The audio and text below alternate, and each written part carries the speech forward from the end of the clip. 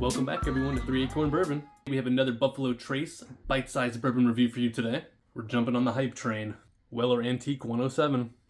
Now I'm really excited about this one. I've never had anything from Weller, though another bourbon YouTuber I like a lot named Bruzel says this is his favorite sipping whiskey. And that guy's tried a lot of whiskey. So can it possibly live up to the hype? Probably not, but I'm still really excited about it. William LaRue Weller, or W.L. Weller, is produced by Buffalo Trace Distillery.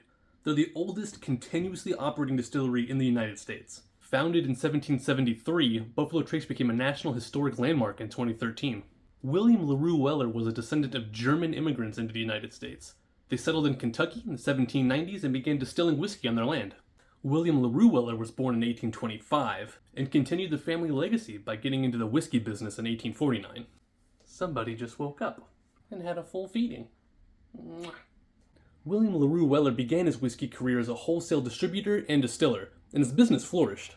His whiskey gained a reputation for quality and a unique taste profile. William LaRue Weller is credited with creating the first wheated whiskey. That's a whiskey with more wheat than rye. Wheated whiskeys became popular in a time where rye was hard to come by.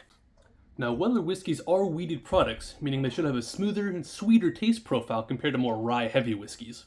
And in fact, Julian Van Winkle Sr., the founder of the Pappy Van Winkle whiskey line, got his start in the whiskey industry as a salesman for W.L. Weller Whiskey Company in 1893. The Stitzel Weller Distillery, which produced W.L. Weller products for many years, stayed afloat during Prohibition by producing medicinal whiskey. The Stitzel Weller Distillery famously opened its doors on the day of the Kentucky Derby in the early to mid-1930s.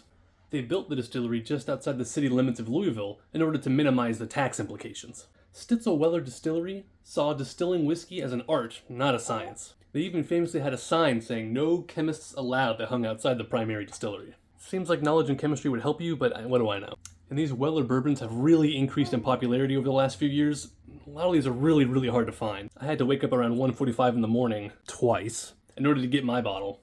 For more on that story, check out the Jack Daniel's Twice Barreled Special Release Bite-Sized Bourbon Review. Now, Weller 107 and the Old Rip 10-Year are supposed to be extremely similar bourbons, both believed to have been distilled by the exact same mash bill at the old Stitzel Weller distillery. And while the Old Rip is 10 years old, we don't have an age statement on the Weller 107 Antique, though it's often estimated to be between 6 and 7 years. Now, this bourbon was nicknamed Old Weller Antique in the past, and even after a label update, the name stuck.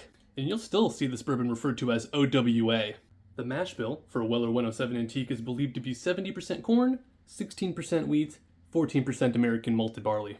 Alright, now that we have the history of the distillery and a little bit of background on the bourbon, let's get into the tasting notes.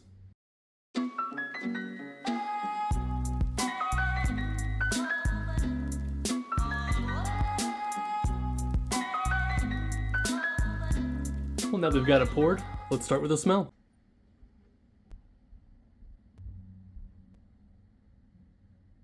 I mean, it smells great. It's got a lot of those quintessential bourbon aromas perfected.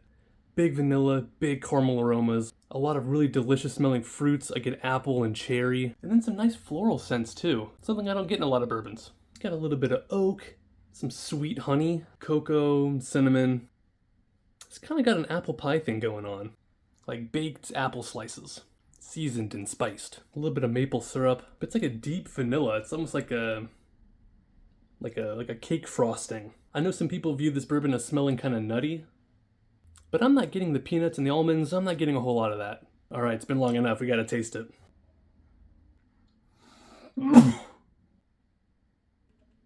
That's excellent.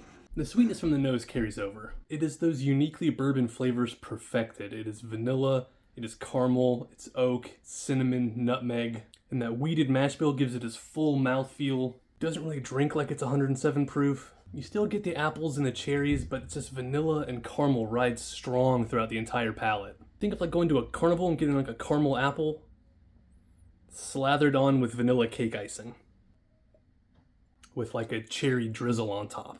That sweet caramel almost gives you like a kettle corn kind of flavor. It's a little buttery. It's absolutely fantastic, and now I need to stop sipping it so much so we can actually judge the finish.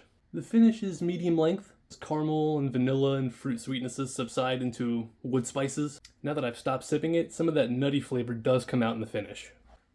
Maybe I wish it was a little longer in the finish, but with that you would need more spices and higher proof. And for a wheated mash bill, that's a really good finish.